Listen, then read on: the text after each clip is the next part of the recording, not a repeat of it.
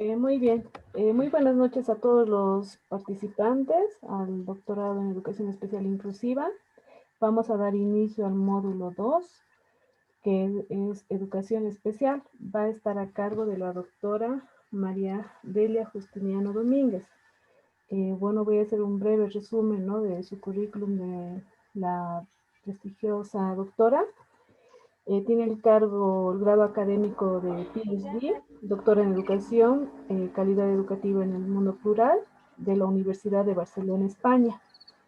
También tiene diplomados, tiene la maestría en Formación y Desarrollo de los Recursos en lo que es la Universidad Internacional de Andalucía, España. Asimismo, tiene la licenciatura en Psicopedagogía. Bueno, lo que podemos rescatar de la docente en este módulo es que tiene una amplia trayectoria, ¿no?, en lo que es la docencia de pregrado y posgrado, y asimismo en lo que es en elaboración de artículos científicos, ¿no? Tiene producción propia y es muy rescatable, ¿no? Es que ustedes también sigan el ejemplo y puedan ya empezar a elaborar sus propios artículos, a realizar producción intelectual. Y bueno, dar la bienvenida a la doctora María Adela Justiniano, que este módulo sea muy productivo y bueno, aprovechemos, ¿no?, de la sapiencia de nuestra docente. Bienvenida, doctora María Delia Justiniano. Muchísimas gracias por esta bienvenida. Es un gusto participar en este doctorado único en el país y además con una visión totalmente contemporánea, totalmente adaptada a las nuevas necesidades de este nuevo orden mundial. Quiero darles una especial bienvenida a cada uno de ustedes y les quiero presentar básicamente nuestro programa en esta primera sección, hacia dónde vamos, cuáles son nuestros propósitos, y vamos a ingresar con una primera unidad visionada hacia el análisis, hacia el estudio de las dificultades de aprendizaje, su diagnóstico y su intervención. Bien, ¿qué vamos a hacer nosotros en este módulo? ¿Cuál es nuestro objetivo esencial? ¿Hacia dónde vamos? Básicamente, en este módulo vamos a generar una perspectiva profunda de conocimiento epistemológico sobre el diagnóstico y la intervención de las dificultades de aprendizaje, pero bajo un enfoque globalizado. ¿Qué significa esto? Que si bien ha sido importante en todo el avance de lo que han sido las dificultades de aprendizaje y el diagnóstico clínico, vamos a profundizar en diagnósticos educativos desde una perspectiva institucional. En los últimos años se ha generado una perspectiva de intervención basada en programas. Entonces, esta es la mirada que nosotros le vamos a dar a este módulo. Como objetivos específicos, vamos a analizar los planteamientos de nuestro objeto de estudio, que en este caso son las dificultades de aprendizaje y el diagnóstico. También vamos a analizar las perspectivas de intervención. Vamos a desarrollar conocimientos sobre el abordaje que tiene cada uno de estos enfoques de intervención. Y por último, vamos a plantear esos mecanismos de intervención. Bien, estos son los objetivos esenciales, pero antes que yo siga hablando, me gustaría conocer un poco sobre las expectativas que ustedes tienen de este módulo, sobre su trayectoria profesional, escuchar comentarios. Es importante que nosotros establezcamos un diálogo permanente, porque es esto lo que nos permite analizar, lo que nos permite profundizar. Y en este cometido me gustaría ir conociéndolos en la medida de lo posible y conocer sus expectativas sobre este módulo sobre el doctorado. Ustedes saben que un doctorado, más que un título, es un gran compromiso social, un gran compromiso con nuestra profesión. Entonces es importante que nosotros tengamos esta perspectiva clara, ¿no? Y en base a ello me gustaría ir conociéndolos. ¿Qué piensan de estos objetivos que les he presentado? ¿Están en relación a sus expectativas? Y bueno, me gustaría que se presenten. No les voy a pedir a todos, pero sí a algunas personas voluntarias. Y cada clase vamos a ir conociéndonos más.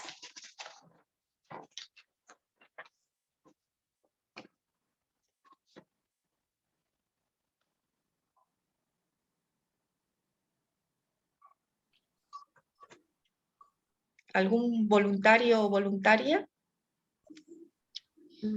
Yo, mi nombre es Cintia López y bueno, mi expectativa en este curso es justamente aprender, ¿no? Y justamente va con el primer objetivo, que es mi gran curiosidad, la forma o establecimiento de diagnósticos y la utilidad también de los mismos, ¿no? Si bien actualmente no trabajo con una población de personas con capacidades diferentes, pero sí es mi gran curiosidad, sí es algo, un tema que me interesa y que alguna vez sí trabajé, pero más como voluntaria y es más de ese lado que le agarré el gusto y la pasión en esta especialidad. Muy bien, muchas gracias, licenciada Cintia. ¿Alguien más?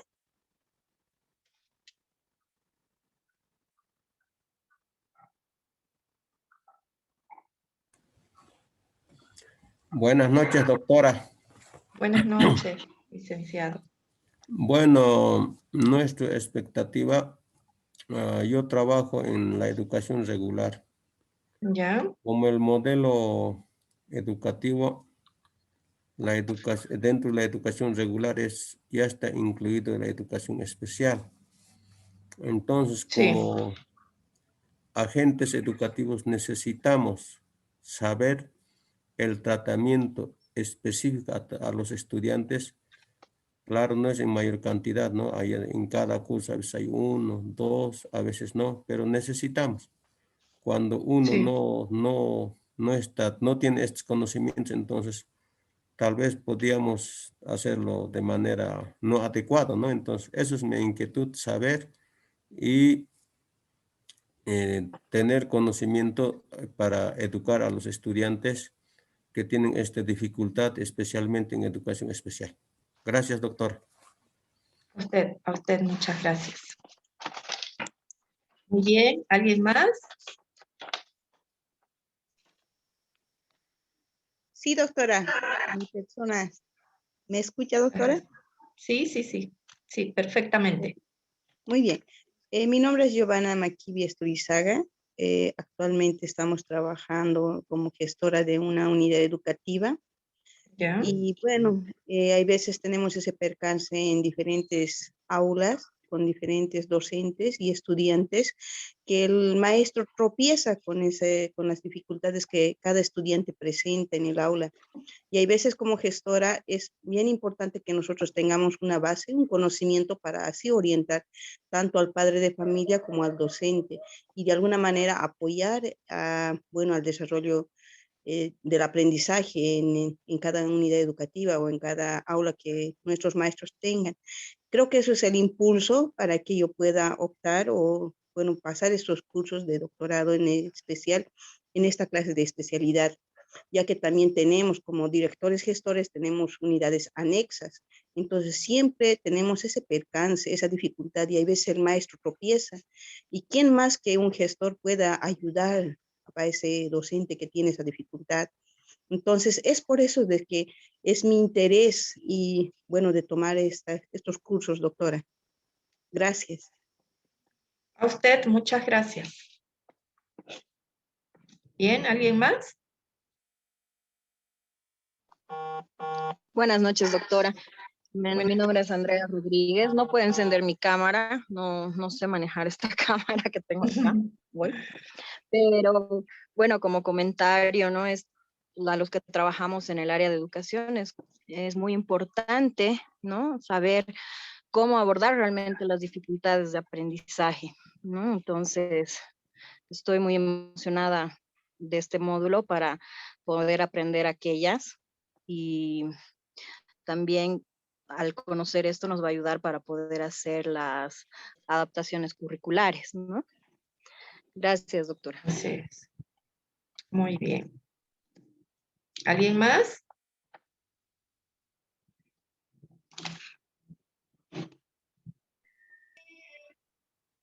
Buenas noches, doctora. Buenas Bueno, noches. mi nombre es Norma. Yo trabajo ya hace 20 años en educación, bueno, regular, ¿no? Pero, bueno, hemos intentado hacer varios grupos pilotos para apoyo de niños con dificultades de aprendizaje. Y ya tomé un diplomado sobre problemas de aprendizaje.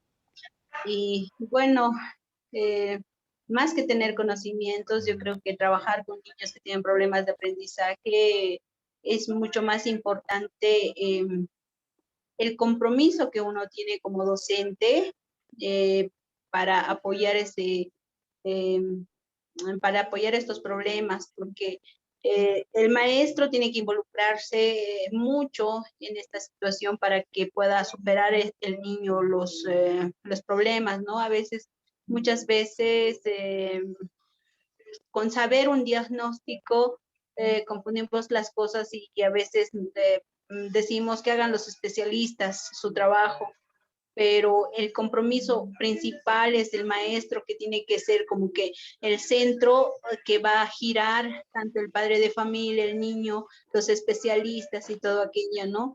Y bueno, en estos cursos de educaciones, problemas de aprendizaje, es muy importante esa parte, ¿no?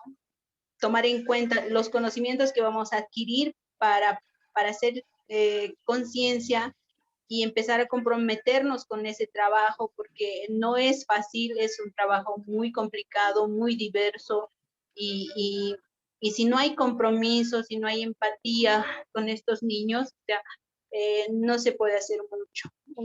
A veces un diagnóstico no basta para ayudarle al niño, sino que tiene que ser un trabajo grupal muy fuerte, y si un docente no tiene compromiso para que con ese niño, o sea, a veces no tenemos muchos resultados buenos.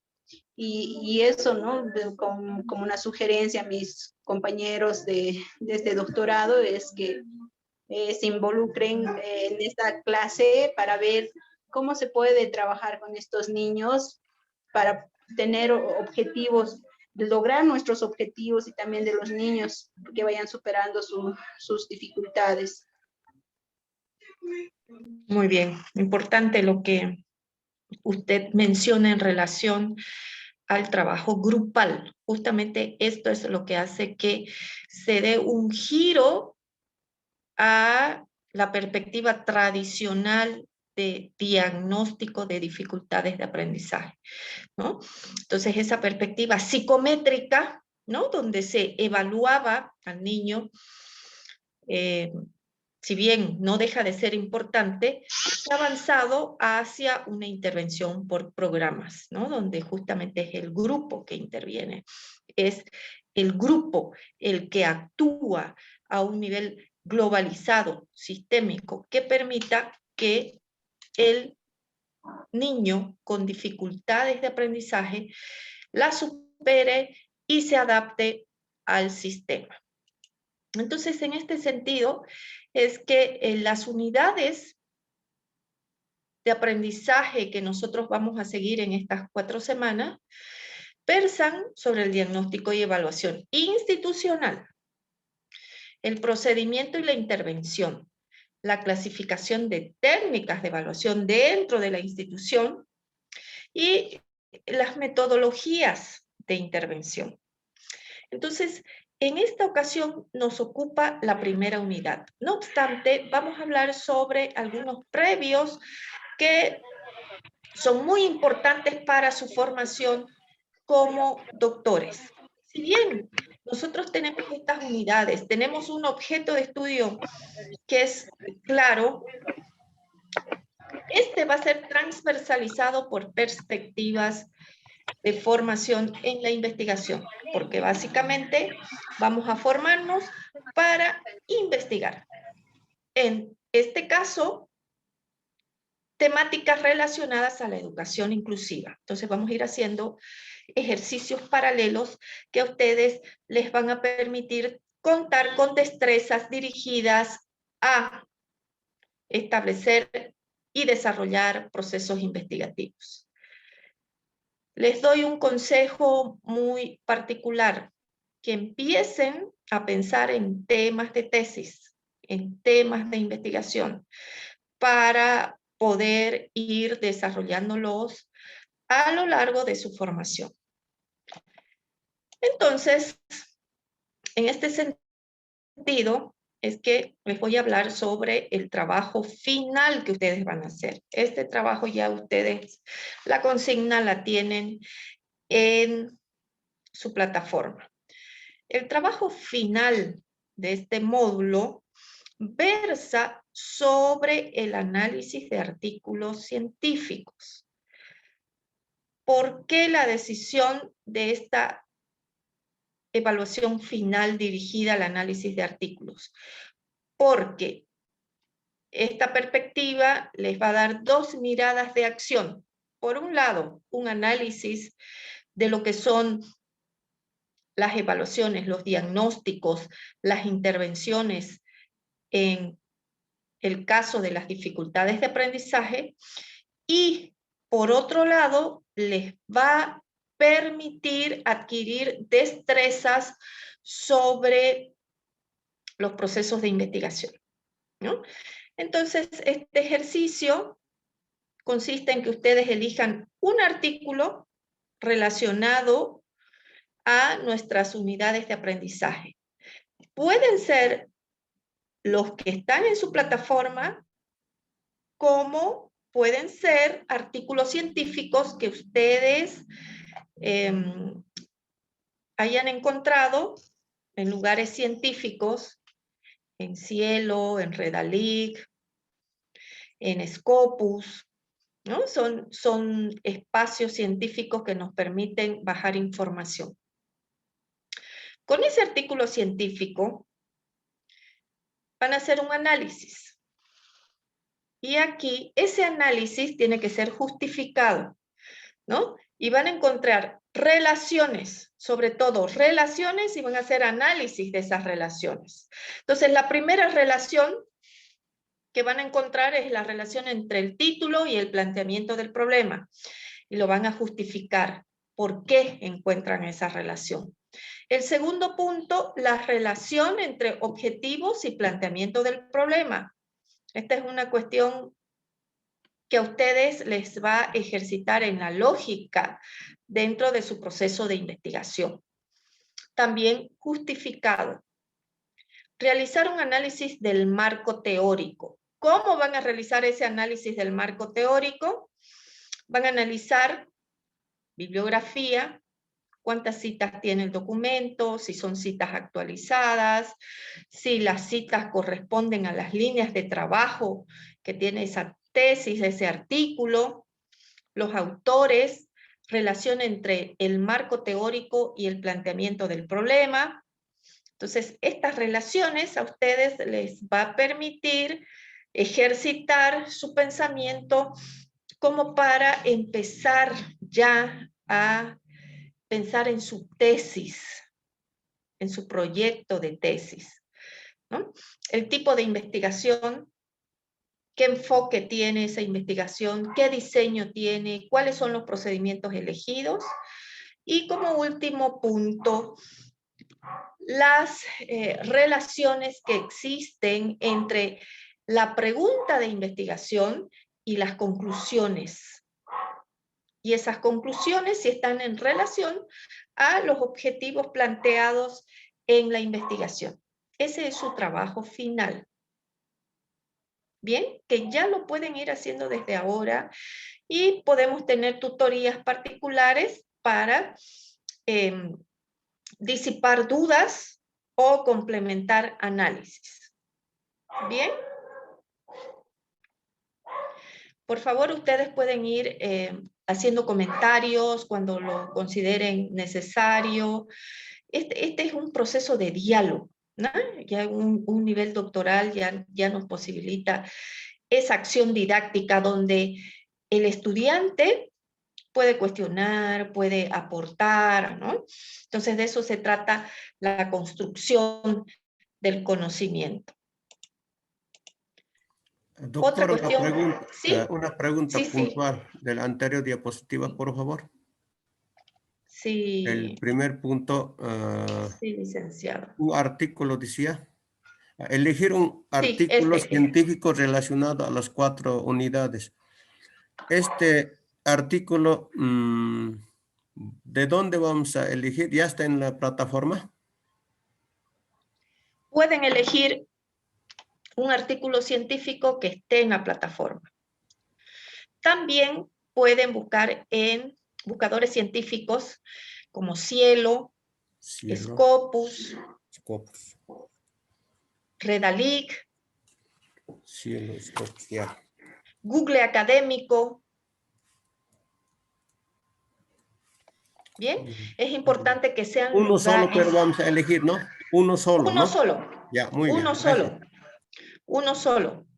Es suficiente con uno solo. Quien quiera hacer más, obviamente que lo puede hacer. Pero el requisito básico es que sea uno solo. Sobre las temáticas que nosotros vamos a avanzar.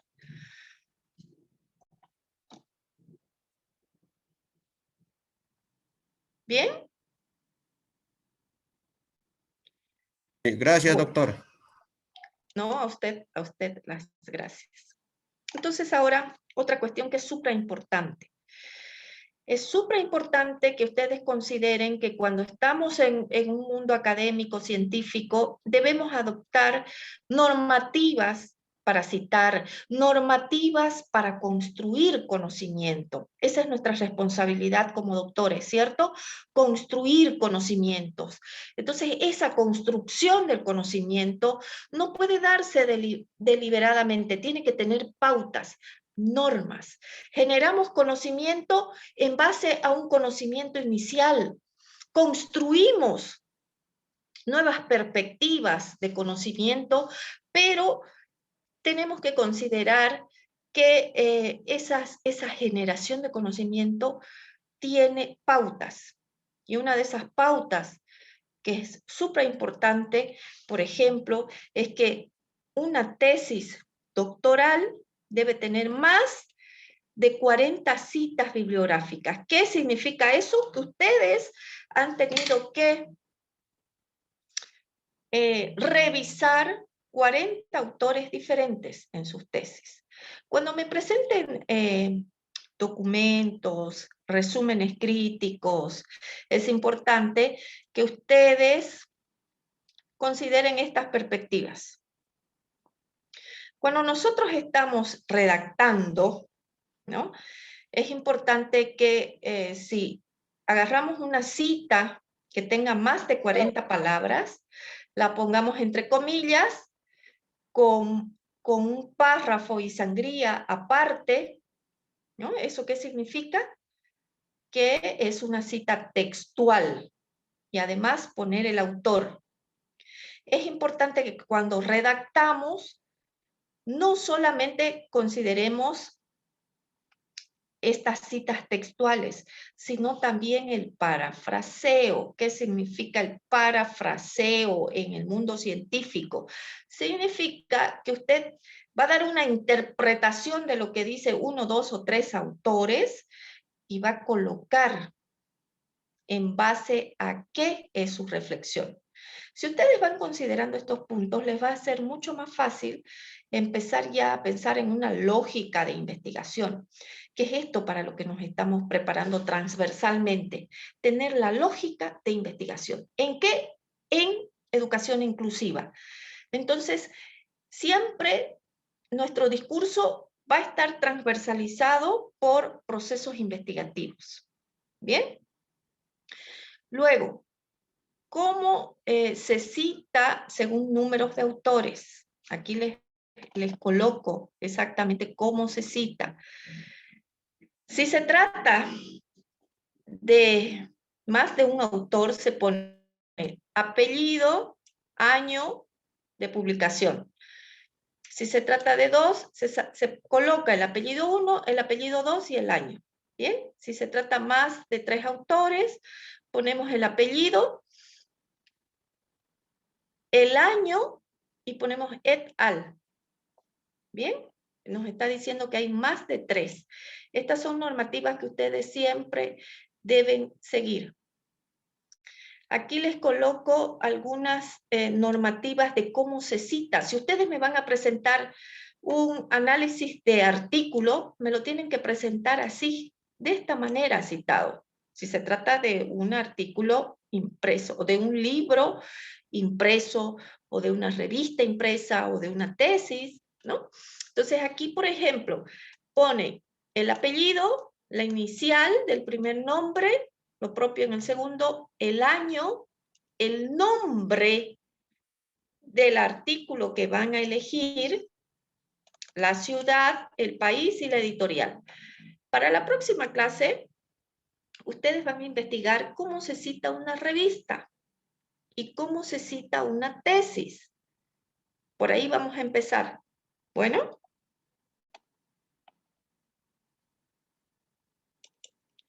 Bien, entonces con estas aclaraciones, vamos a empezar a analizar nuestro objeto de estudio. Vamos a analizarlo epistemológicamente. Y nuestro primer objeto de estudio, ¿no? Son las dificultades de aprendizaje. Ese es nuestro objeto de estudio. Esto es lo que vamos a profundizar en esta sesión. Entonces, ¿desde dónde vamos a analizar las dificultades de aprendizaje?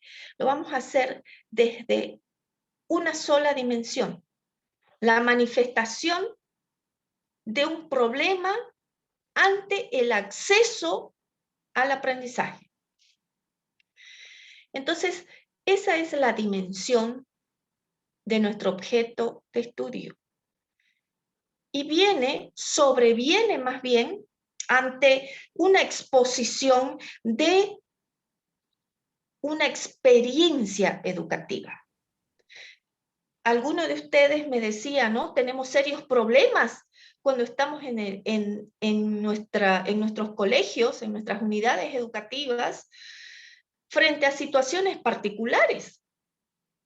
Entonces, esta es la expresión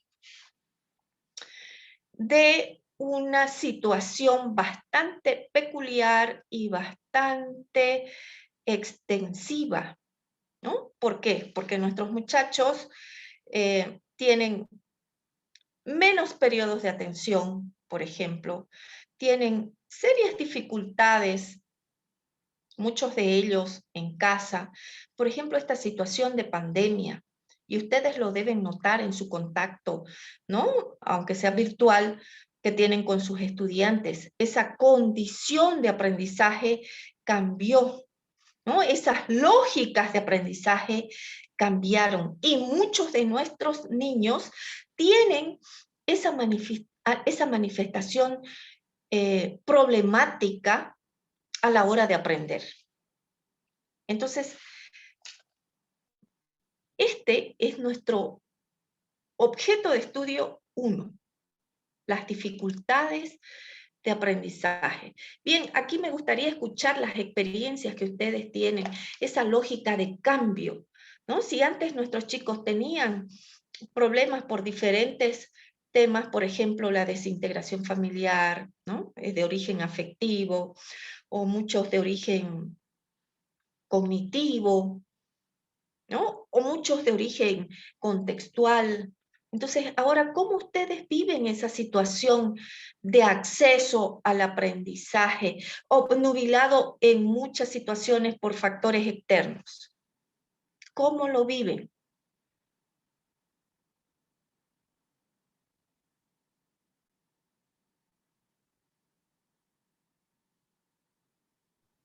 A ver, en mi trabajo yo tengo una población de familias en realidad. Con toda la familia en realidad trabajo y claro, ha sido todo un desafío y un reto el poder coadyuvar en el acceso a la educación de los estudiantes, ¿no?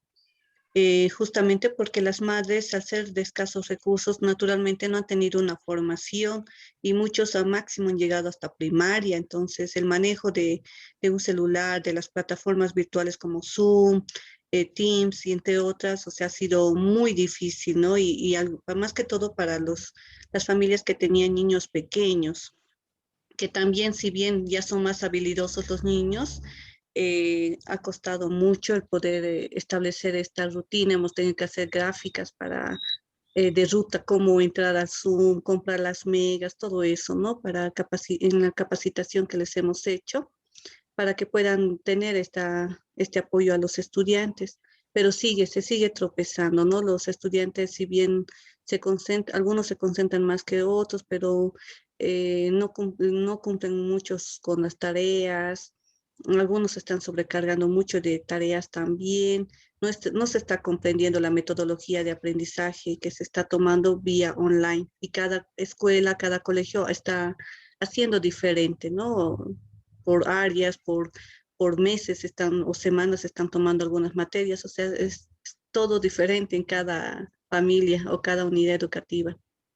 Claro, ¿por qué? Porque la situación de aprendizaje cambió. El acceso al aprendizaje cambió. Entonces, en ese periodo de transición se pueden generar dificultades en el aprendizaje. ¿Por qué? Porque esa recepción, esa percepción inicial que tienen nuestros estudiantes para tener la experiencia educativa es otra, ¿no? Entonces, hasta esa interrelación con sus compañeros tiene otra mirada, otra perspectiva. Entonces, aquí, siempre que nosotros hablamos de dificultades de aprendizaje, si bien analizamos que se trata de un problema de acceso al aprendizaje, siempre tenemos que preguntarnos, ¿y el acceso evolucionó? ¿Se transformó? ¿Es permanente? ¿Es transitorio? Y lo mismo, la situación educativa. ¿Cuál es la experiencia que nosotros le estamos dando como sistema educativo, como parte de una institución educativa? ¿Qué situación de aprendizaje le estamos dando a nuestros estudiantes? Y aquí les lanzo la pregunta. Desde la lectura de la realidad que ustedes tienen, ¿cuál es esa situación educativa que nosotros le estamos dando? Doctora, una pregunta. Sí, sí, licenciado. ¿La flojera sería dificultad de aprendizaje? Hay que analizar, licenciado, a qué se debe esa flojera, entre Hoy en comillas. día tenemos estudiantes, no es que tienen problemas o la memoria, sino que son flojos. Primero, no hacen su tarea, no estudian. Prefieren ir al internet, está con su celular, y eso está otra pandemia es el celular hoy en día. Todo el mundo está con celular, empezando desde niño hasta persona mayor. Entonces, ahí no, en esos momentos estoy viendo yo de mis estudiantes, no es que mala memoria, sino es que la flojera les está llevando o la diversión les está llevando. Entonces, eso se convierte en dificultad de aprendizaje. Eso, a ver, yo estoy viendo desde ese punto de vista, usted cómo ve también. Mire, me parece muy interesante esa mirada que usted tiene cuando dice el celular es una nueva pandemia. Me parece una perspectiva, aunque de manera superficial puede parecer una ironía, analizando en profundidad. Nosotros tenemos, a consecuencia de este exceso de tecnología por parte de los niños, sin control de lo que miran, de los espacios que utilizan, hace que nuestros niños tengan nuevos intereses, nuevas expectativas y que se aburran cuando nosotros queremos que nuestros estudiantes sean estudiantes con hábitos de lectura, con hábitos de análisis, ¿no? Entonces, ese descontrol que nos ha generado la tecnología, no es que la tecnología sea mala, es muy útil y sobre todo en estos momentos, sino que debe ser un uso moderado, controlado, no desmesurado. Entonces, nuestros chicos que ya nacieron con ese chip tecnológico tienen otras lógicas de razonamiento caracterizadas por pensamientos que algunos autores llaman como líquidos, es decir, están pensando en una cuestión en particular e inmediatamente pueden pasar a otra y pueden pasar a cambiar toda la lógica de atención. Entonces, por eso es que se llama, las generaciones actuales se llaman generaciones líquidas. ¿Por qué? Porque no se centran en nada en particular, ¿no? A los jóvenes, por ejemplo, no les interesa establecer una familia, no les interesa el trabajo fijo, mientras que a ciertas generaciones nos interesaba mucho el trabajo permanente para toda la vida. No, ellos buscan desafíos, buscan cambios.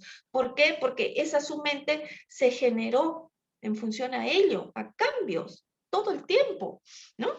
Y obviamente que eso incide en su lógica, ¿no? En su lógica de vida, en su lógica de trabajo, y no es una sociedad que se caracteriza por el esfuerzo, no es una generación que le interese el esfuerzo. A nosotros nos gustaba el esfuerzo porque era un desafío, ¿cierto? ¿No? A ciertas generaciones, para ciertas generaciones el esfuerzo es un valor.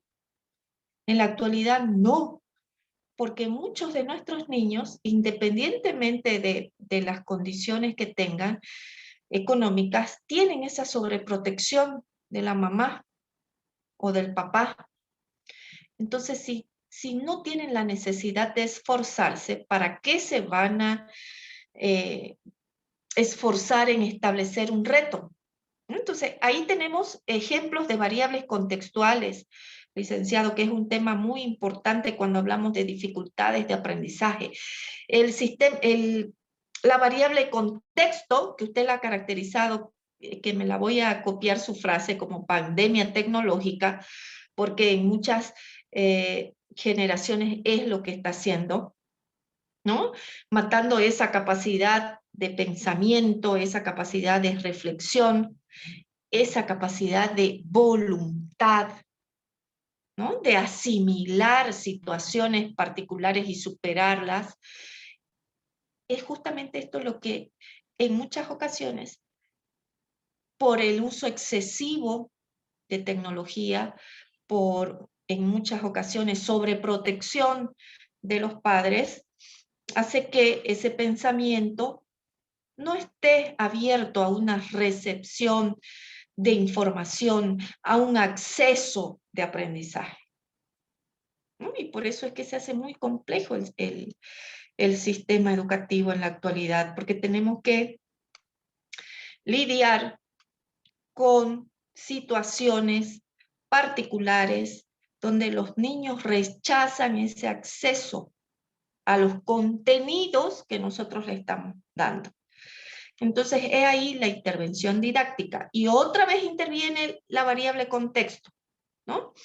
Donde vemos que esa variable contexto, trasladada al proceso didáctico, hace que nosotros repensemos los procesos de enseñanza y en consecuencia consideremos las características de ese proceso de aprendizaje. Entonces ahí nos da pie a mencionar que nuestro objeto de estudio, en este caso las dificultades de aprendizaje, tienen factores internos, es decir, al propio estudiante, y externos. Entonces, esa flojera que usted llama, licenciado, ¿no? Es una problemática más relacionada a una desmotivación, ¿no? A una falta de interés a ese acceso de aprendizaje. Bien, ¿alguien más tiene alguna reflexión sobre este punto? Buenas noches, doctora. Buenas noches. También licenciada. compañeros, tal vez aportando y en relación al trabajo que realizo, yo considero que se debe rescatar el enseñar a los niños desde lo que ellos saben hacer y desde su realidad, porque si les enseñamos a partir de lo que nosotros sabemos, vamos a estar en total descontexto, digamos, ¿no?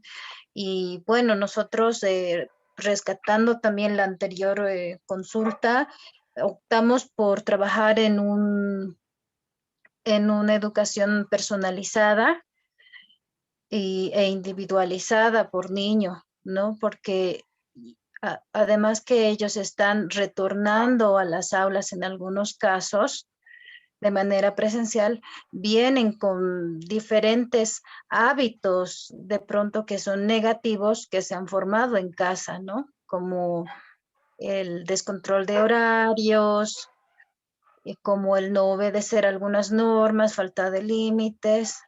Entonces, tal vez eso es lo que podría aportar, doctora. Gracias. Excelente. Ahí usted tiene un tema de tesis muy importante, ¿no? En su mismo centro. Analizar cuáles son esas variables contextuales que inciden en el rendimiento académico.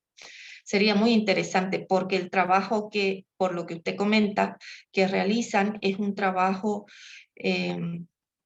dirigido, centrado en el estudiante. Esa es otra cuestión importante en los procesos didácticos, ¿no? Que estos procesos estén centrados en los niños, no al revés, que no estén centrados en el docente. Entonces, esa es otra variable contextual importante de análisis, ¿no? El proceso didáctico, así como el licenciado David, ¿no?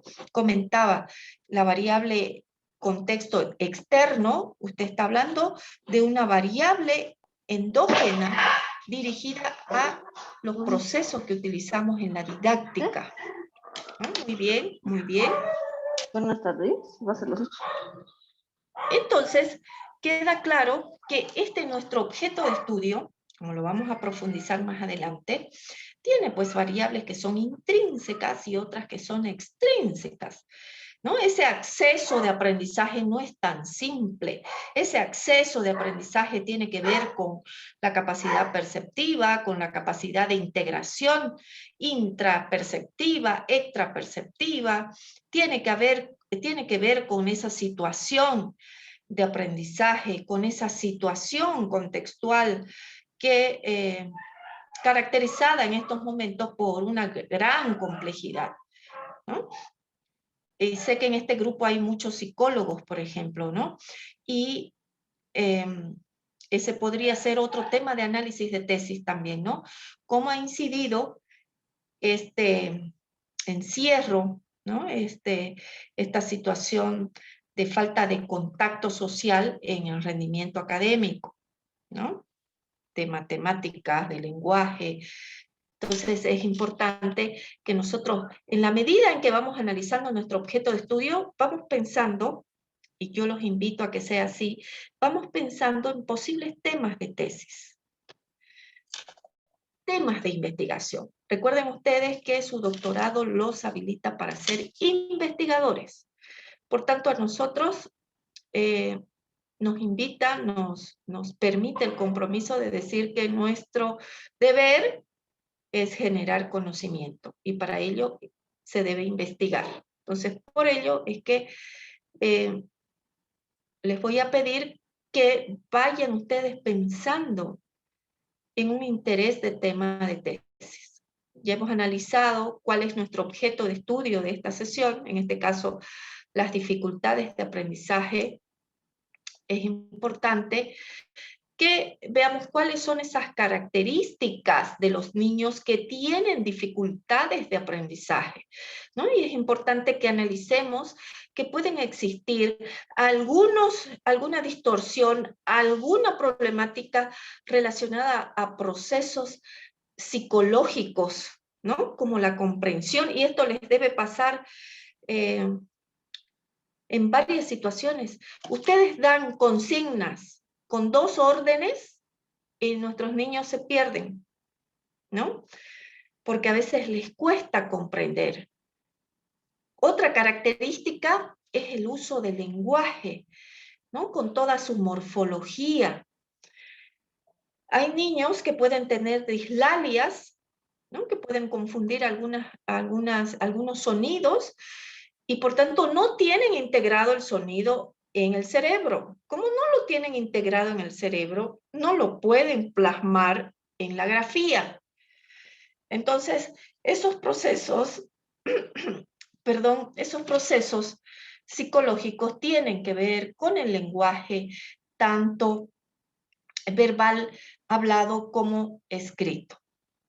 Entonces, es importante que consideremos que existe un alto componente individual para que exista una dificultad de aprendizaje. Existe un alto componente individual. Bien, entonces, dentro de este análisis de nuestro objeto de estudio, bueno, pero antes que yo siga, ¿algún comentario sobre la experiencia que ustedes tienen en relación a este fundamento individual psicológico que existe por parte de nuestros niños? Buenas noches, licenciada. Buenas noches. ¿Cómo está? Voy a activar mi cámara. Mi nombre es Cintia Delgadillo, yo soy maestra de educación inicial. Ya. Trabajo hace 9 años con niños. Ya. Y lo que me ha llevado a estudiar bastante acerca de las dificultades de aprendizaje ha sido mi hijo, que es disléxico, y ha sido una batalla poder encontrar el diagnóstico específico, ya que en Sucre contamos con el psicopedagógico, el Instituto Psicopedagógico, pero es muy difícil dar con un diagnóstico específico, como usted dice, por las variables que existen de persona a persona y por las características que tienen. Si bien existen estándares establecidos por los cuales o parámetros en los cuales nos podemos guiar, ya sea con nuestros estudiantes o en el caso de los psicólogos, con sus pacientes, es bastante complejo llegar a un diagnóstico específico, ¿no? Sobre todo en las edades tempranas, que es donde es mi campo de trabajo.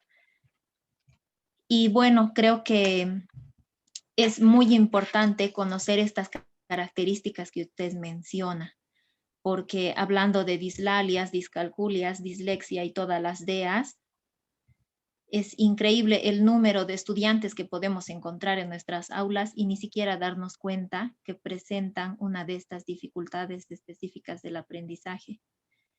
En mi experiencia como mamá y como maestra, hemos dejado de lado como profesionales, educadores, los conocimientos que debemos tener acerca de las particularidades que tiene cada individuo y nos hemos enfocado más en el desarrollo curricular. Exactamente, y creo en que estandarizar. Estos cursos nos van a dar lugar a todos los que somos educadores, porque nos va a dar lugar a poder identificar con precisión, si no es malo utilizar ese término, pero creo que pasamos bastantes horas al día con nuestros estudiantes, ¿no? Quizás más que sus propios padres.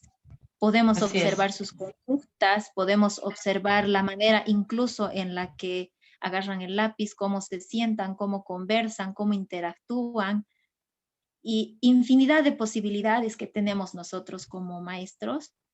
Y agradezco mucho que en este doctorado se vaya a tocar estos temas que son bastante importantes, porque me ha sorprendido a mí como madre saber que 1 de cada 10 estudiantes o 1 de cada 10 personas en el mundo padece dislexia. y estamos ajenos a esta realidad. Y como dice a veces los maestros decimos, ¿no? Tengo un estudiante flojo, tengo un estudiante que no quiere trabajar, que lo catalogamos a veces hasta con términos ofensivos que son tontos, retrasados, que no trabaja, que no quiere. Entonces, capacitarnos dentro de estas dificultades específicas nos va a dar lugar a que podamos mejorar nuestra práctica educativa. Claro, otro tema muy relacionado es el tema de la lateralidad contrariada, ¿no?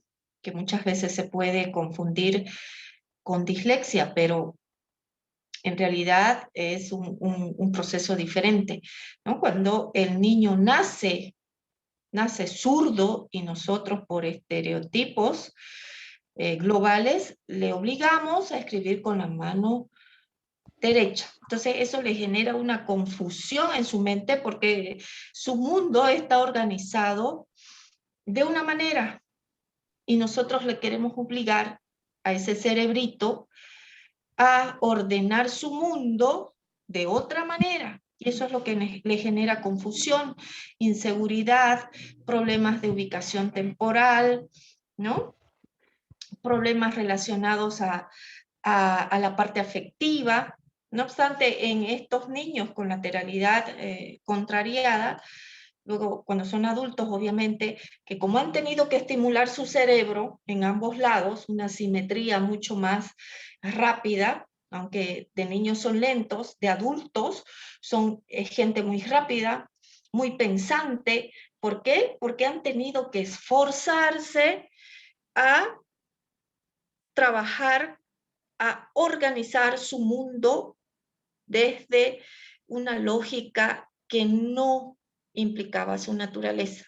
Entonces muchas veces se confunde la dislexia con la lateralidad contrariada, ¿no? Son diagnósticos diferentes, intervenciones diferentes y que el mundo no conoce que aparte de tener un 8% de la población zurda, tenemos otro tanto por ciento de población que nace zurda y que por estimulación del mundo exterior tiene que adaptarse a un mundo organizado para diestros. Y esto viene, ¿no?, desde la Biblia. ¿Quién está a la izquierda?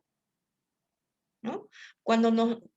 Hasta en los dichos populares, cuando nos va mal, ¿qué decimos?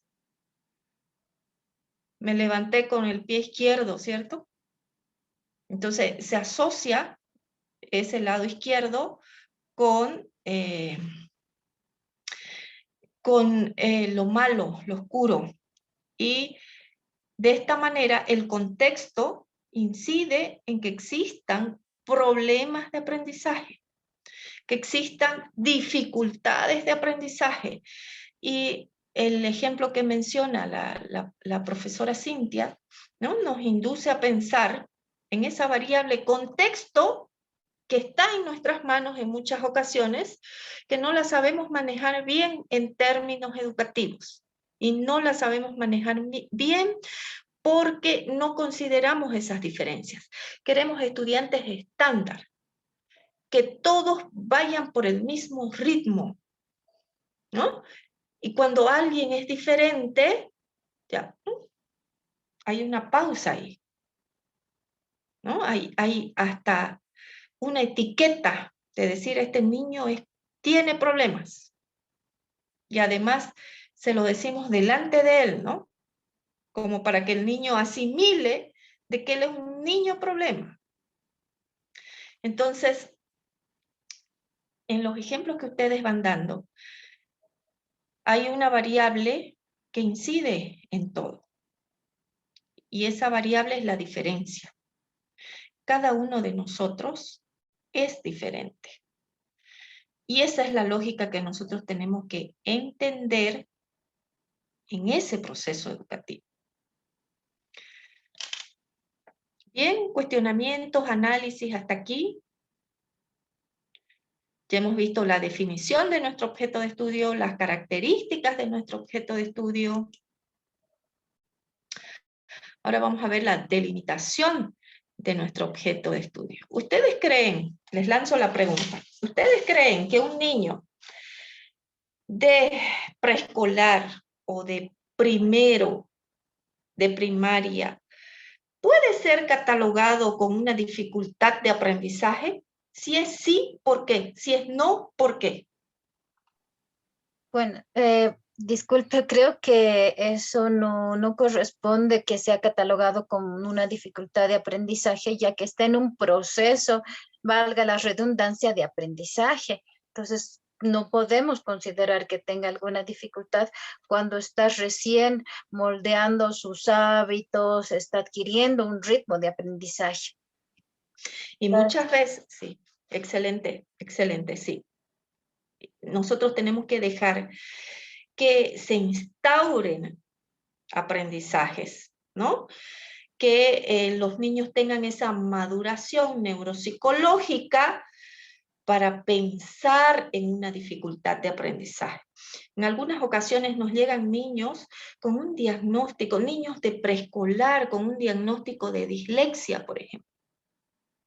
O sea, una etiqueta que ya lo va marginando a ese pobre niño, ¿no? Neurológicamente, por ejemplo, se sabe que los niños consolidan esa maduración de su cerebrito a los 6 años. Por tanto, esa lateralidad, por ejemplo, no está instaurada hasta los 6 años. De la misma manera, la ubicación temporoespacial se va consolidando en esos primeros años. Por tanto, si no existe una ubicación temporoespacial, ¿cómo ese niño va a ubicar temporoespacialmente una letra? No es posible. Por tanto, si ustedes analizan una variable contexto, otra vez analicemos la variable contexto que hacen en el preescolar. A nuestros niños los están obligando a escribir en preescolar. Y el kinder más famoso, más prestigioso, es el que logra que esos chicos, esos pobres niños, salgan escribiendo su nombre, su apellido y otras frases más, cuando en realidad su capacidad neuropsicológica está condicionada a esa integración de la ubicación temporoespacial, de los espacios, de las formas, de los colores. Entonces ahí nosotros ¿qué generamos? Un puente, ¿no? En ese puente pasamos a otra etapa que no le corresponde a ese niño. ¿Por qué? Porque ese cerebro tiene un proceso, una maduración neuropsicológica. Entonces la edad es una variable importante en nuestro objeto de estudio. No podemos etiquetar a un niño de dificultad en el aprendizaje cuando está en los primeros años, preescolar, primero, segundo, de primaria, inclusive hasta tercero. Bien, ¿alguien levanta la mano?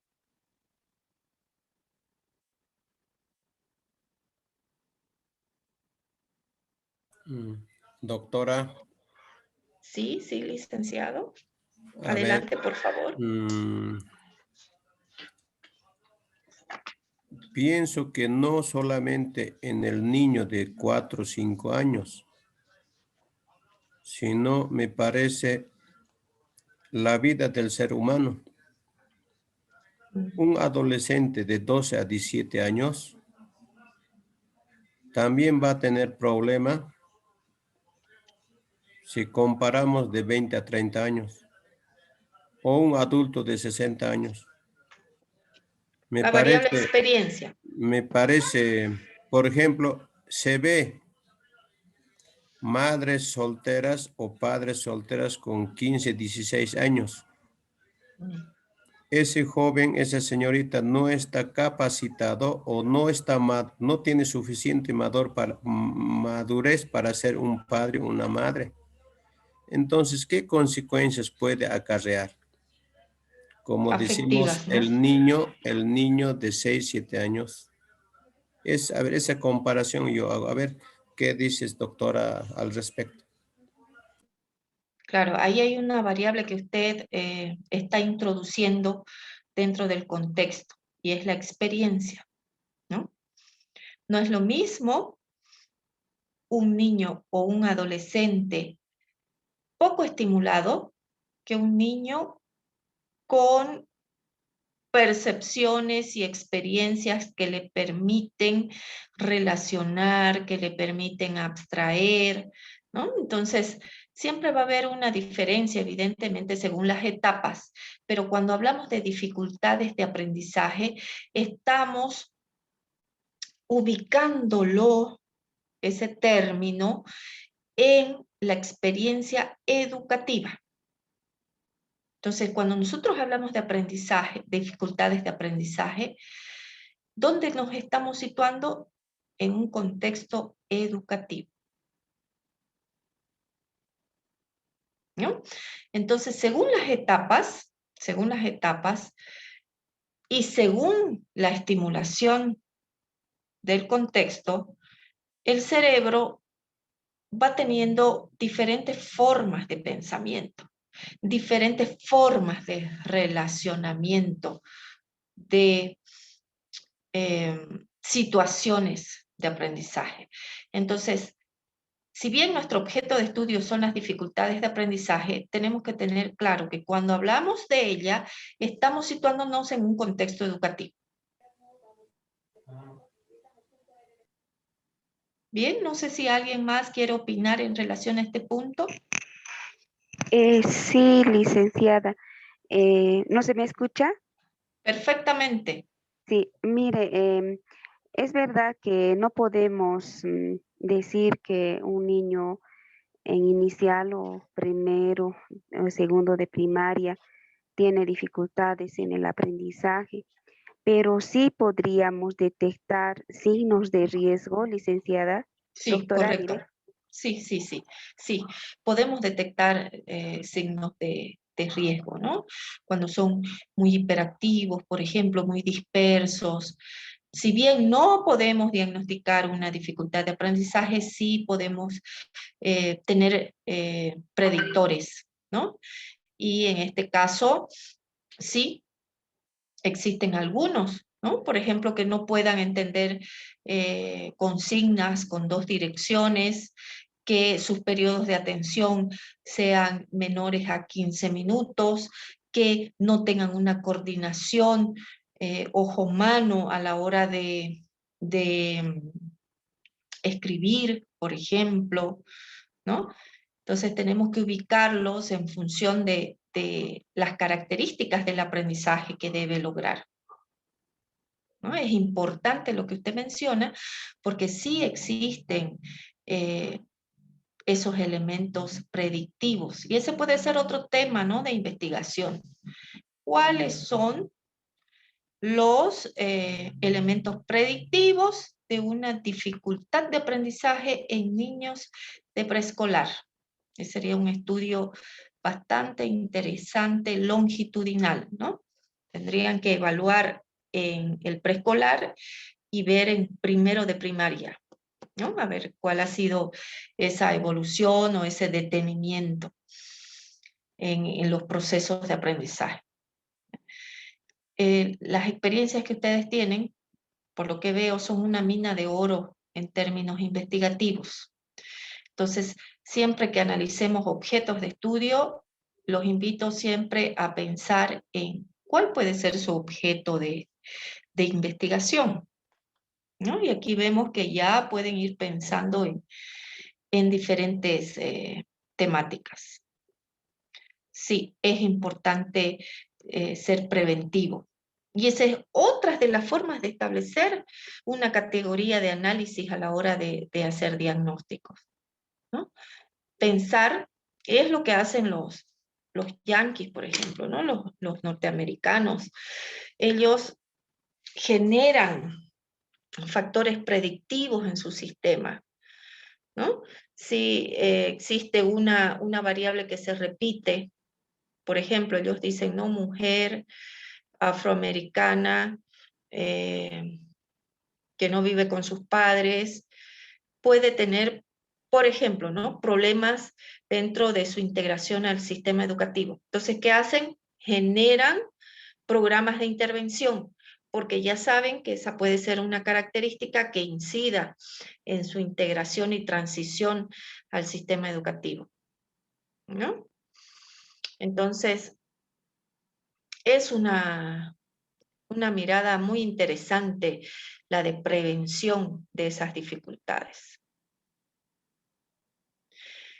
Vamos a establecer, como tenemos el grupo de WhatsApp, vamos a establecer un horario donde ustedes puedan ir preguntándome sobre sus temas de tesis y yo les pueda ir diciendo mi percepción sobre el progreso de su trabajo de tesis, sobre el interés, el impacto. Siempre es bueno establecer un proceso de diálogo cuando vamos a investigar, ¿no? Y la intención es que ustedes lo hagan lo antes posible. Muy bien. Entonces, la variable edad importa mucho. No es necesario etiquetar a los niños. En Europa, por ejemplo, cada vez menos se hacen diagnósticos clínicos. ¿Por qué? Porque es una forma de etiquetar a ese niño. Entonces, se trabaja desde, alguno de ustedes decía, ¿no? Mónica, me parece, ¿no? La licenciada Mónica, que decía, nosotros tratamos y nos centramos en el aprendizaje y las características que tiene el niño, ¿no? No en las características del profesor, sino en las del niño. Y esa es una visión muy contemporánea porque es lo que se debe hacer.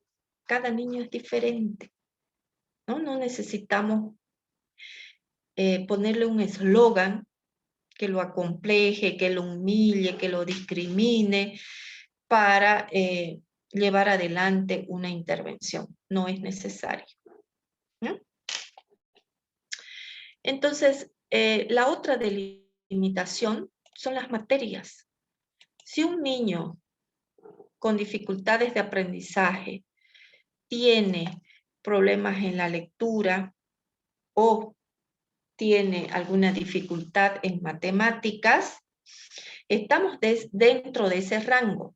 Pero, por ejemplo, un niño que es discapacitado, que tiene una discapacidad intelectual, ahí no podemos decir que se trata de una dificultad de aprendizaje, ¿no? Ahí ya estamos hablando de una discapacidad que debe tener otro tipo de intervención, ¿no? Y que seguramente también a ustedes les llega, porque nuestro sistema educativo, ¿no?, tiene como normativa la integración de niños con discapacidad, ¿no?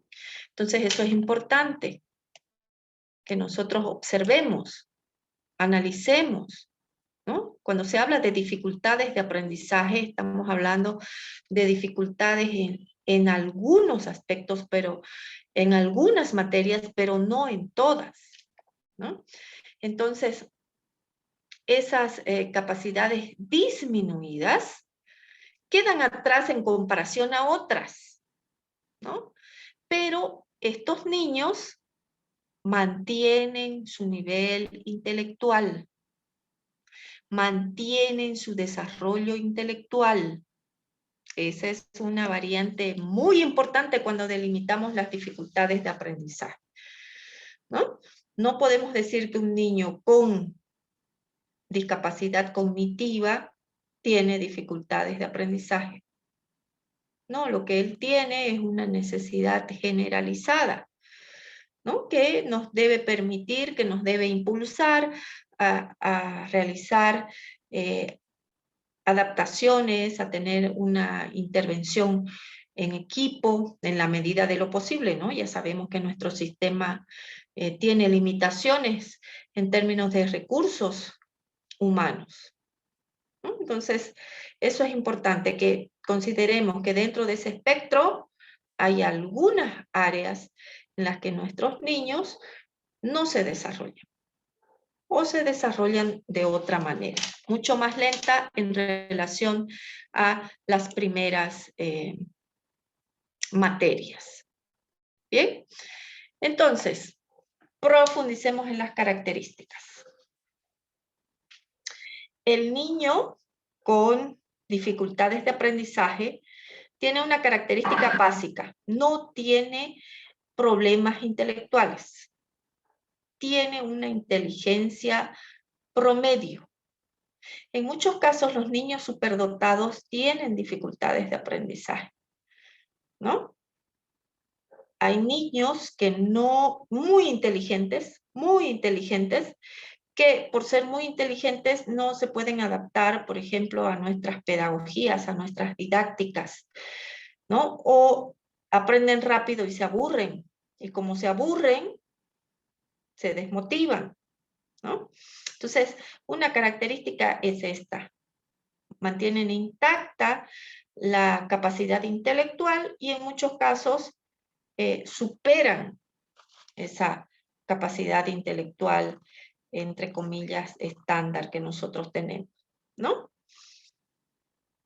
Entonces, existen también otras características relacionadas, por ejemplo, la lectura, ¿no? La lectura puede estar significativamente muy por debajo de la capacidad intelectual y del nivel escolar en que se encuentran nuestros niños, ¿no? El caso de la dislexia, de la lateralidad contrariada, ¿no? Los niños sufren, entre comillas, mucho en este sentido, porque ellos no pueden representar gráficamente, no pueden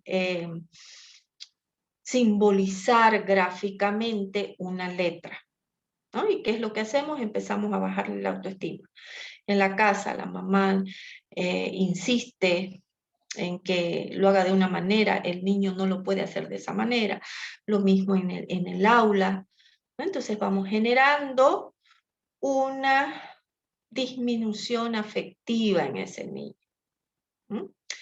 Otra característica de las dificultades de aprendizaje es que no debe existir una variable obtusa en este caso. No deben tener ni problemas auditivos ni problemas visuales, porque si no, no es una dificultad de aprendizaje, sino se trata de una discapacidad visual o discapacidad auditiva. Esto puede ser muy frecuente, ¿no? Hay niños que no ven y nosotros no nos damos cuenta en muchas situaciones. Lo propio en la casa, ¿no? Luego, la otra característica es que el lenguaje está desarrollado.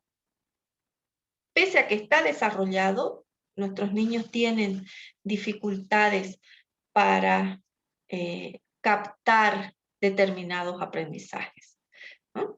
Entonces, también es importante que nosotros siempre que tengamos niños con dificultades en la lectura o en la escritura, descartemos una dislexia, ¿no? Descartemos esas formas, esos procedimientos diferentes de interpretar el símbolo con el sonido, con la palabra, ¿no? Luego también es importante tener presente que un niño que no tiene una lateralidad consolidada significa que hay un desorden en términos de aprendizaje gráfico en su mente. Entonces, por eso es que el preescolar es tan importante, ¿no? Montessori, estos otros alemanes que generaron lo que ellos llaman la quita, pensaron en que los niños deben estimular funciones previas a la lectoescritura en el preescolar. No debemos forzar a nuestros niños a generar otro tipo de aprendizaje para lo que ellos no están aptos, ¿no? Luego puede haber problemas por falta de estimulación en la captación de información.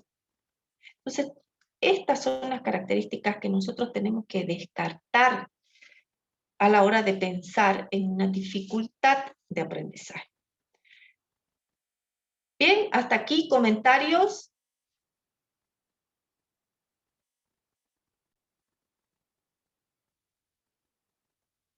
Bien, ahora yo les voy a dar una práctica individual. una reflexión más que una práctica. Y luego vamos a establecer un pequeño debate analítico. Desde sus contextos como docentes, como gestores, ¿cuáles son las experiencias que ustedes tienen en relación a las dificultades de aprendizaje más frecuentes? Disipando, ¿no?, que nuestros niños que estamos analizando no tienen problemáticas ni de lateralidad, ni de temas de lenguaje, ¿no?, ni de temáticas relacionadas a discapacidad. Bien, les voy a dar hasta la 1:30 para que cada uno reflexione. Doctora, ¿puede volver a repetir, por favor? Sí. Desde la experiencia que ustedes tienen en sus lugares de trabajo, ¿cuáles son las dificultades de aprendizaje más frecuentes con las que ustedes tienen experiencia? Y aquí tienen que descartar estas características, ¿no? No son chicos que tienen discapacidad, porque ese es otro tema. No son chicos que tienen problemas de lenguaje, ¿no? Entonces, el objetivo de esta práctica es que ustedes analicen desde la realidad qué contacto ustedes tienen con estos chicos con dificultades en el aprendizaje. ¿Bien? Hasta la 1:30. Y luego establecemos un diálogo. ¿Bien?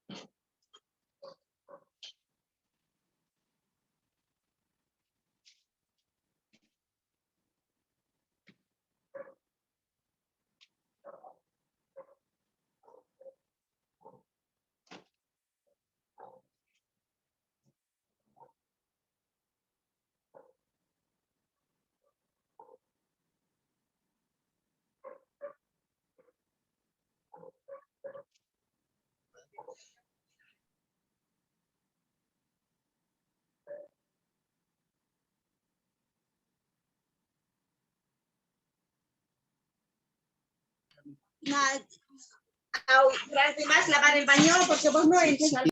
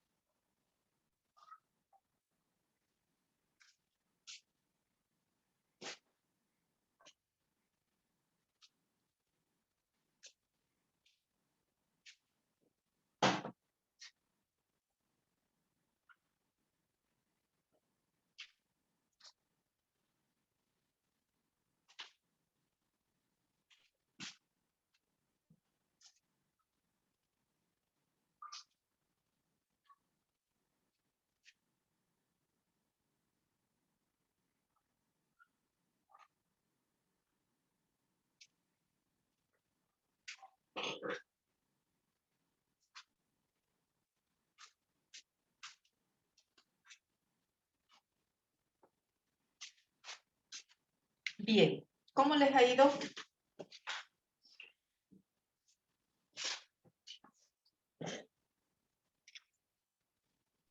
Buenas noches. Disculpe, para mí ha sido muy difícil encontrar un caso, ya que desde el contexto en el cual trabajo, que es intrahospitalario, la mayor parte de los niños con los que abordamos en la parte educativa y psicológica presentan alguna discapacidad o bien una enfermedad de larga estadía, y la verdad que eso es lo que resalta más ante alguna observación de este tipo, doctora. Bien, entonces usted no tiene casos con dificultades de aprendizaje, sino más bien con alguna discapacidad, ¿no? Ya sea intelectual, ¿no? O física. Muy bien, muy bien. Pero este análisis le ha permitido, pues, no saber de que confirmar y reconfirmar de que en su caso no trabaja con dificultades de aprendizaje. Sí, sí, me ha servido bastante porque sí tenemos la consigna de detectar esos casos, pero analizo todos los que he podido ver y la verdad que no existe porque la mayoría presenta una discapacidad y a veces confundimos. Entonces me ha servido de mucho el análisis. Muchas gracias. No, a usted, a usted. Muchas gracias. Buenas noches. Buenas noches. ¿Cómo está? Buenas noches. Aquí me gustó la idea esta de hacer ver este problema ahora que estamos pasando clases virtuales y yo tengo dificultades, que no tenemos dinero por el Zoom, bueno, por el WhatsApp, y yo les hago una diapositiva donde indico, por ejemplo, las tareas, ¿no? Digo, número 1, lees. Número 2, haces un esquema. Número 3, pintas. 3 cosas. Entonces, ¿qué pasa? Los estudiantes me mandan, ¿cuál es la tarea? ¿Qué es la tarea? Pero lee, ¿no? Lee. Bueno, les vuelvo a mandar la imagen. Lee. Bueno, después me manda la tarea y me manda un esquema. Y le digo, ¿y el dibujo? ¿Había que hacer dibujo más? ¿Qué más hay que hacer? Pero lee la consigna, lee, entiende, la indicación está 1, 2, 3 cosas tienes que hacer, leer, hacer un esquema y luego hacer un dibujo. Y eso pues me causa a veces ya la pregunta de 30, ¿no? De que uno dice, por favor, que no entiendo, explíqueme, no entiendo. ¿En qué consiste la tarea? Pero aquí está escrito y le pongo la diapositiva con toda la indicación clara, ¿no? Entonces pienso que esto encaja en esto de los problemas de aprendizaje cuando es de comprensión, ¿no? Uno puede tratar de explicar de la mejor manera y cuánto están captando, cuánto realmente les llega, ¿no? Podríamos nosotros sobreentender que es fácil de decir, bueno, aquí está la idea y haz. ¿Por qué no logran plasmar esa idea en la indicación que se dice? ¿Y cómo será con la lectura del trabajo? Entonces se ve, por ejemplo, en mi experiencia veo, cuando les digo hagan un resumen, ¿qué hacen? Copian pedacitos, ¿no? Copian pedacitos. Les digo hagan un esquema, copian pedazos más pequeños y lo meten en cuadraditos. Y les digo, eso no es esquema, eso no es resumen. El resumen es con lo que tú entiendes, tienes que expresarlo. Y no sé, y esto creo que es en mucha proporción dentro de nuestro sistema educativo. Eso sería. Muy bien, muy bien. Buen análisis, ¿no? ¿Será una dificultad de aprendizaje o una característica o una estrategia de pensamiento, ¿no? Entender frases simples, no frases complejas. Ese es un tema interesante de análisis para una investigación. ¿A qué se deben esas formas de pensamiento? Doctora, Doctora. Al ejemplo que daba la profesora, Sí. esto sucede porque la educación que se imparte en las escuelas está desfasada de la vida real del niño. O sea, el niño va desde preescolar, va a la escuela y el docente enseña lo que cree que debe aprender el niño y no lo que necesita aprender el niño. Y esto, por ejemplo, pasa, bueno, cuando se propuso lo de la reforma educativa, en la reforma educativa los módulos estaban con el método global, donde daban mucha funcionabilidad al texto y a la utilidad del texto en la vida, ¿no? Y como dice la profesora, o sea, a veces el niño espera que escribamos en el pizarrón o les digamos verbalmente lo que tiene que hacer directamente. Pero si les damos de manera escrita, el niño no comprende lo que tiene que realizar, no capta la instrucción del trabajo que tiene que hacer. Esto es debido a que, bueno, yo he estado experimentando con eso. Yo apliqué lo que decía la reforma educativa bueno, tenía un asesor de pedagógico en aquella época que nos decía, solo haz lo que dice el módulo, solo haz lo que dice, porque todo el mundo se quejaba que nadie aprendía a leer, y él nos decía, solo apliquen el módulo, apliquen tal como está, y van a ver los resultados, no se desesperen, no van a tener los mismos resultados que con el método tradicional, pero van a tener resultados.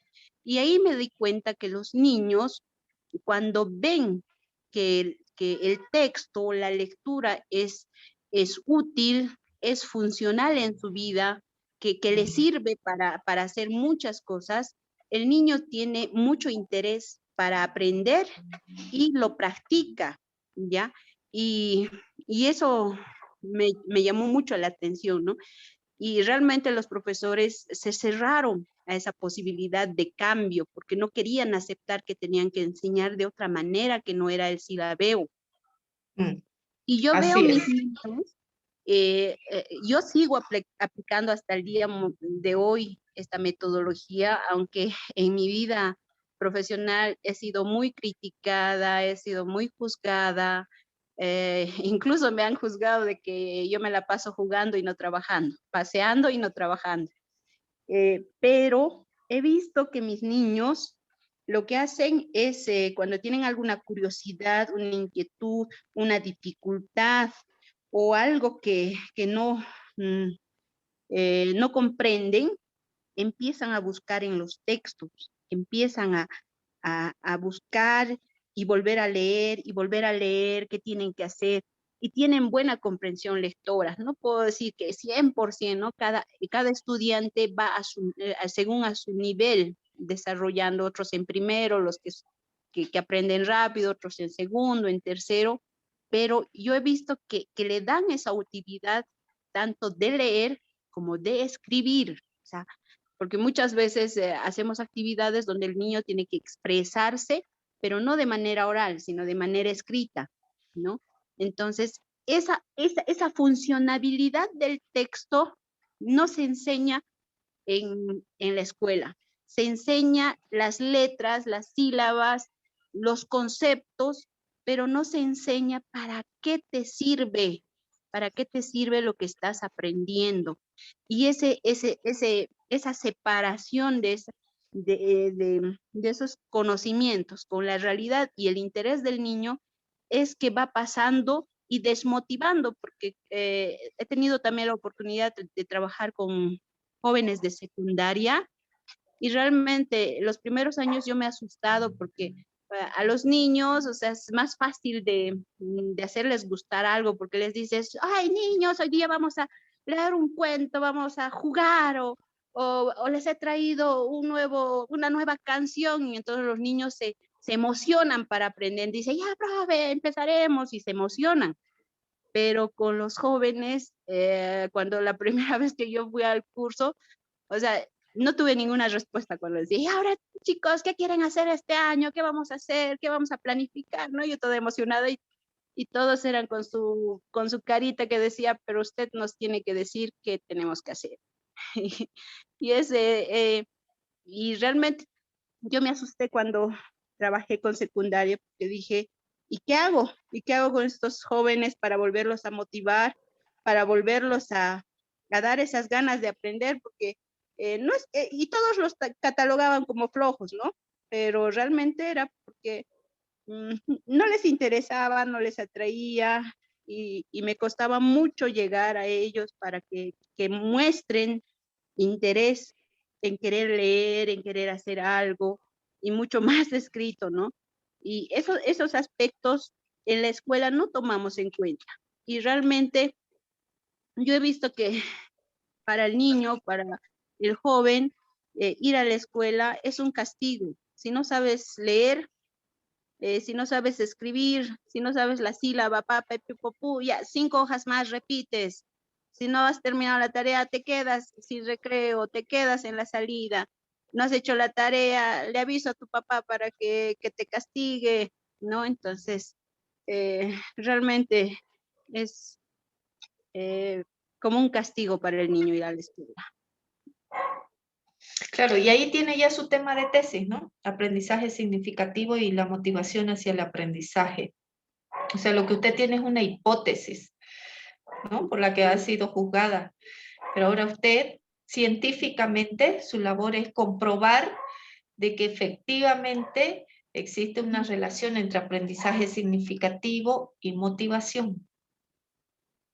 Muy bien, doctora, gracias por la ayuda. Sí, he estado, cuando estaba haciendo mi licenciatura, he hecho un poco de investigación al respecto. Cuando he hecho mi diplomado también he seguido, pero me falta complementar, me falta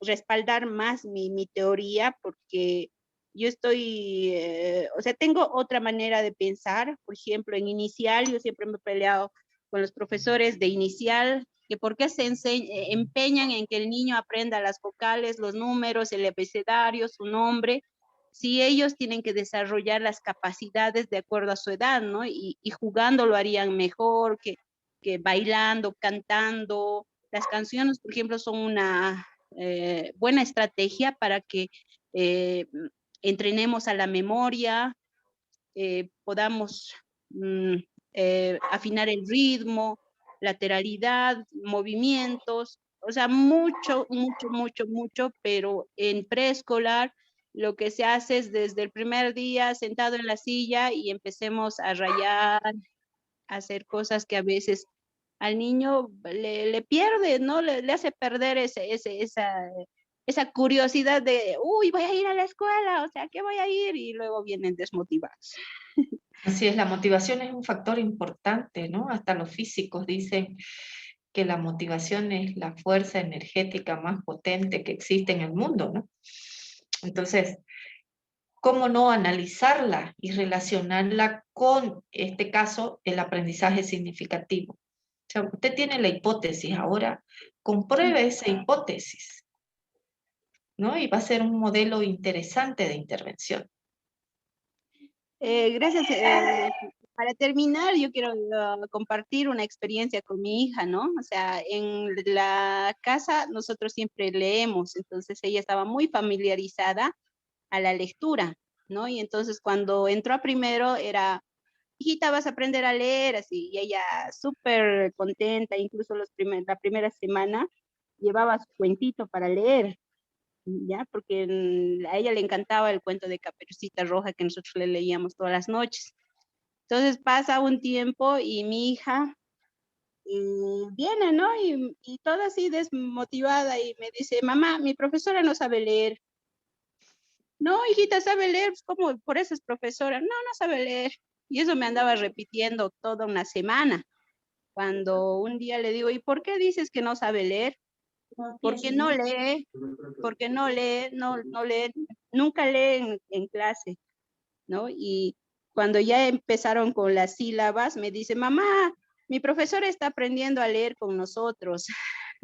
Entonces, a veces hace mucho como los estudiantes nos ven a nosotros y a veces los docentes no tomamos en cuenta las apreciaciones que los niños dicen, ¿no? O sea, ¿cómo vamos a enseñar a las escuelas a leer si nosotros no no demostramos ese gusto por leer y tampoco les leemos nada, no disfrutamos nosotros de leer, entonces para empezar ahí ya perdemos la motivación de lo que es la lectura.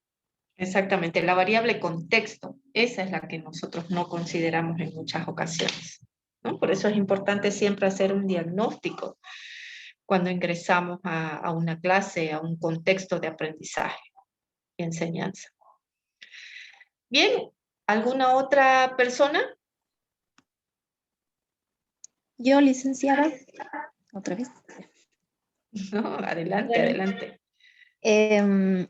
Me agrada mucho la apreciación que acaba de dar la maestra acerca del trabajo que debemos realizar las educadoras de inicial. Gracias a Dios, y digo gracias a Dios porque ha sido un azar de la vida que yo estudie esta carrera. Sin embargo, estoy totalmente convencida de que la labor de una maestra en educación inicial es desarrollar las habilidades, las capacidades y las destrezas de nuestros estudiantes. Y como dice ella, por medio del juego, que es nuestra principal herramienta para que ellos puedan estar motivados constantemente. Sin embargo, también como lo dice ella, nos cruzamos con diferentes reglas y normas que debemos seguir dentro de la currícula boliviana. Estoy en desacuerdo en que ellos aprendan todavía a leer y a escribir, pero es una competencia entre jardines infantiles a ver qué niño sale de inicial leyendo y escribiendo. Y yo tuve una experiencia bastante curiosa, ¿no? En el colegio de mis hijos hacen una actividad llamada el Día de la Familia, donde compartimos juegos tradicionales entre padres e hijos. Y yo como mamá nunca me había percatado de que mi hijo mayor, aquel entonces tenía 9 años, no sabía brincar la cuerda. Cuando recuerdo bien que en kinder la maestra nos había insistido, ¿no? Y nos decía, tienen que traer su cuerda, tenemos que aprender a saltar. Y la competencia era entre padres e hijos, ¿no? A ver quién duraba más. Y yo creí que mi hijo me iba a ganar saltando, entonces nos pusimos a saltar los dos y él no podía hacer ese ejercicio. Entonces dije, ¿qué está pasando?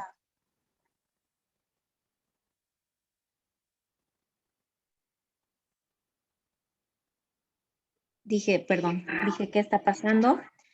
Y ahí es cuando como maestra me di cuenta de lo importante que es desarrollar estas capacidades, estas habilidades y estas destrezas innatas que tenemos, pero que no son, que si no son debidamente estimuladas, con el tiempo las vamos perdiendo. O sea, nosotros asumimos que sabemos todo, que los niños ya saben saltar, saben brincar, saben coordinar movimientos, saben dónde es arriba, dónde es abajo, y nos enfocamos en el aprendizaje rutinario.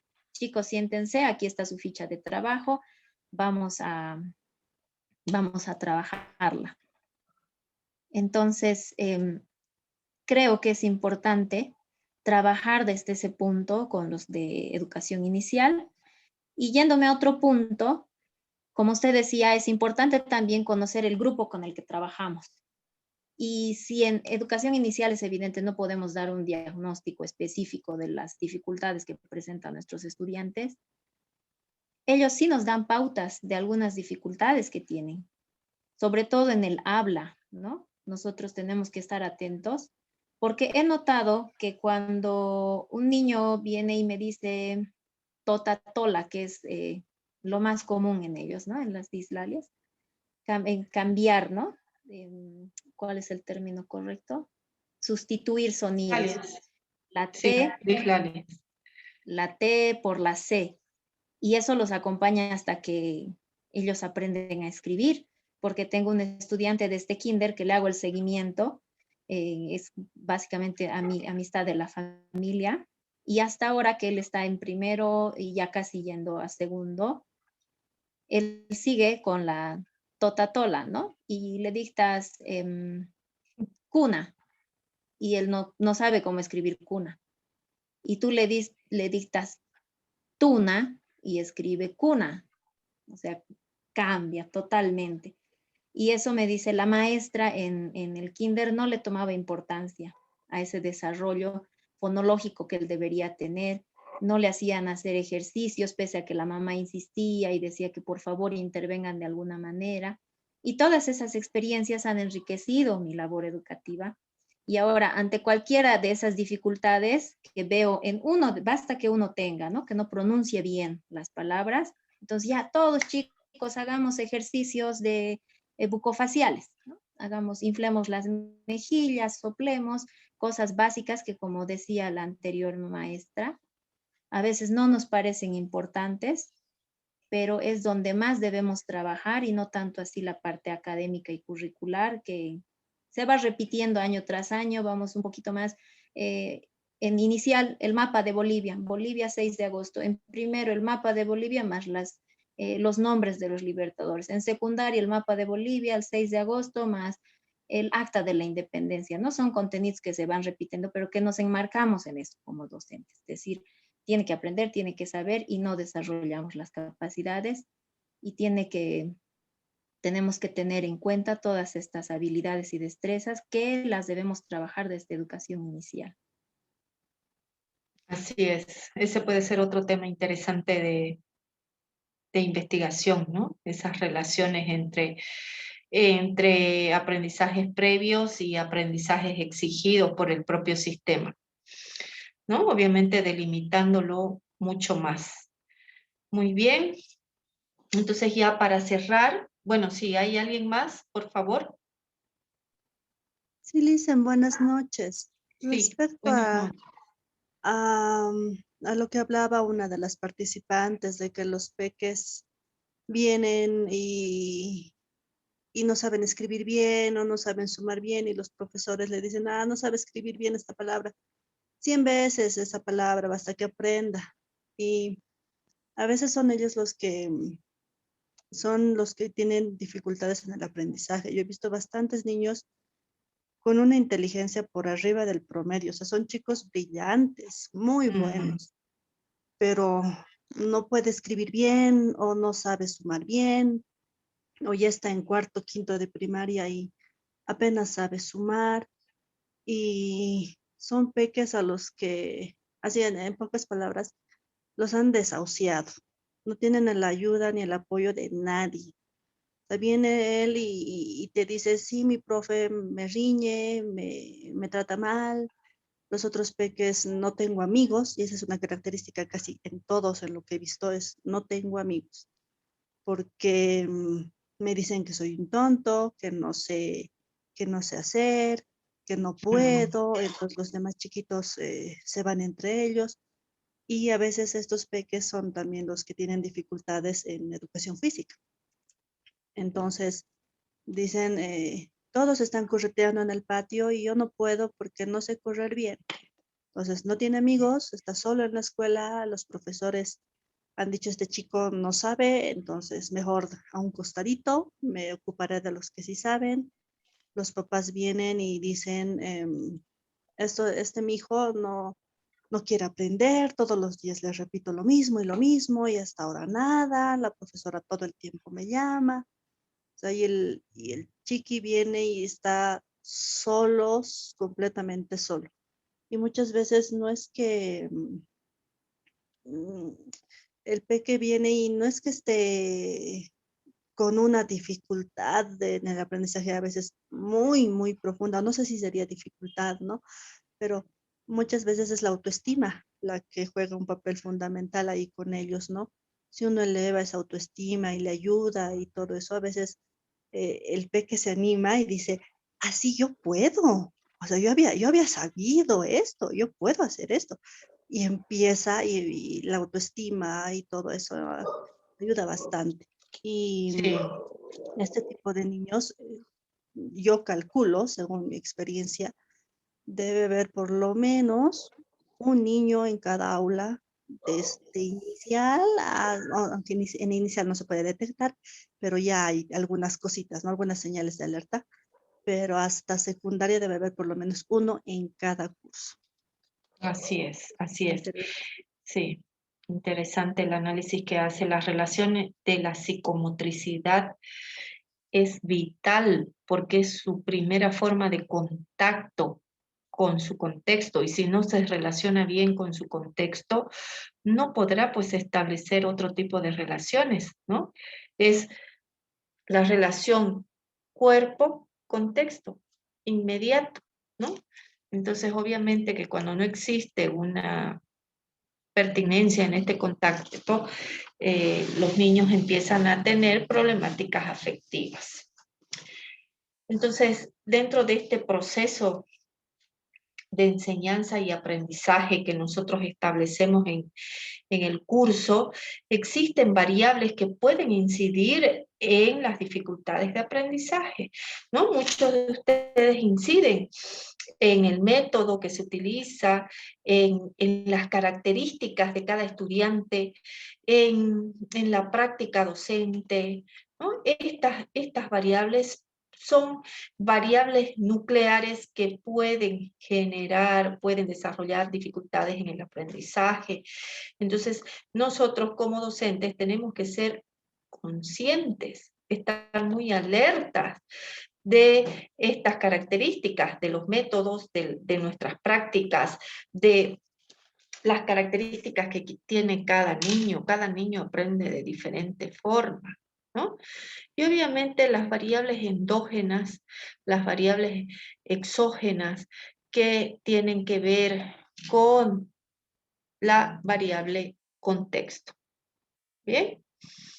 Entonces, entrando ya en esta profundidad de lo que son las dificultades de aprendizaje, en nuestra próxima clase vamos a seguir profundizando en el diagnóstico de nuestro objeto de estudio, es decir, las dificultades de aprendizaje. Bien, les agradezco por su participación, por sus reflexiones, y vamos a continuar con nuestra unidad el día martes, a la misma hora. Si tienen dudas, me pueden escribir al WhatsApp. Si no les respondo es porque estoy en alguna reunión, pero preferiría que me escriban por las noches, de manera que yo pueda responderles. Muchas gracias, doctora. Bien, muchísimas gracias. Y ya saben, ejerciten su pensamiento, o sea, toda esa experiencia tan rica que ustedes tienen, hay que transformarla en una experiencia científica. Entonces, piensen en temas de tesis, piensen en problemáticas de investigación.